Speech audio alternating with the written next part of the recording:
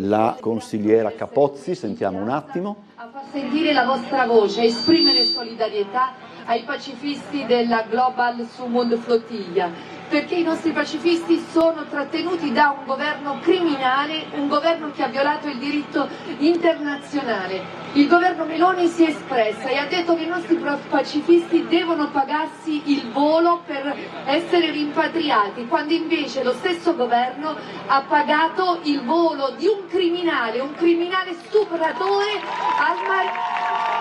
E l'ha fatto con un volo di Stato. Come Movimento 5 Stelle abbiamo presentato una mozione che impegnava la Regione a interrompere qualunque rapporto commerciale, istituzionale con Israele. C'è stata la volontà di bocciarla, c'è la volontà di dire no a qualcosa che era possibile, che in altre regioni è stato fatto, e questo evidenzia soltanto una cosa, che anche le morti e i bombardamenti hanno un colore politico, ogni cosa viene letta in maniera diversa a seconda della forza politica, come se le morti e i bombardamenti cambiano oppure acquistano un'importanza diversa a seconda di chi li valuta.